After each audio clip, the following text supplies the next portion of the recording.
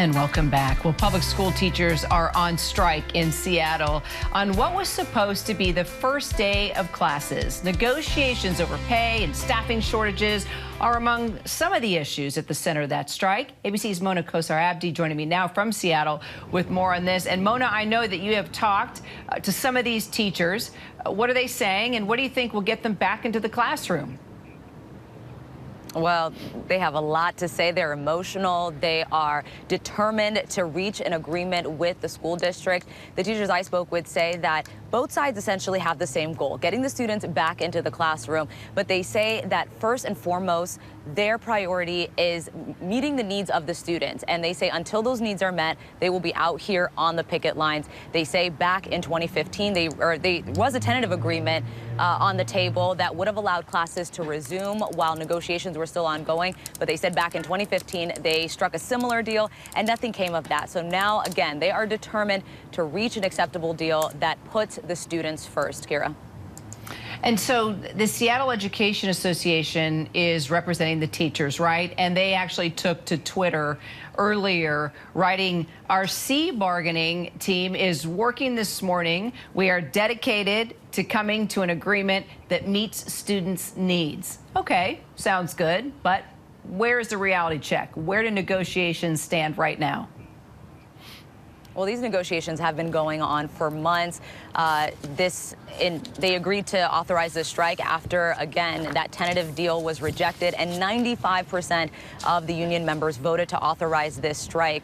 And negotiations right now, they tell me the sticking points are, number one, they want to put a cap or policies in place to cap the employees' workloads. They say teachers are burned out. It's been a challenging 2 years. Students as well are impacted. And so they want to make sure that employees aren't dealing with too much of a workload. They want to deal with pay. They also are asking for pay increases, particularly for those on the lower end of the pay spectrum.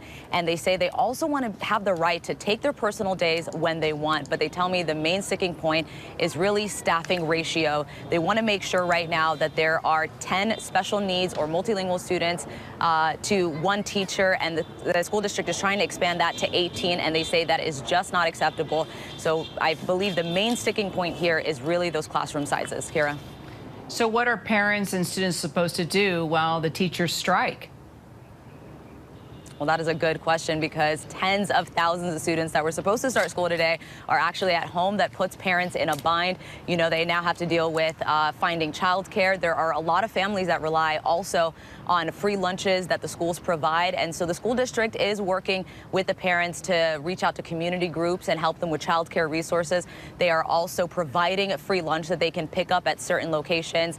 As for the teachers, they tell me that they reached out. I spoke with one second grade teacher, Tommy Rose, who says that he reached out to parents, and they said that if the school started today and then the strike happened, that would have been a little bit more disruptive. But he says that parents are on their side. Take a listen to what he said to me earlier when I spoke with him. I want to say thank you to parents. Thank you for supporting us. Thank you for understanding that we are doing this for your children. Thank you for all the support and the kindness that you're giving us. Again, Tommy said that a lot of the parents told him that it would have been more disruptive had classes been interrupted. And so with that information, that is also part of the reason why they agreed to go on strike and postpone the start of class. Kira. All right, well, we'll follow it. Mona, thank you so much. Hi, everyone. George Stephanopoulos here. Thanks for checking out the ABC News YouTube channel. If you'd like to get more videos, show highlights, and watch live event coverage, click on the right over here to subscribe to our channel. And don't forget to download the ABC News app for breaking news alerts. Thanks for watching.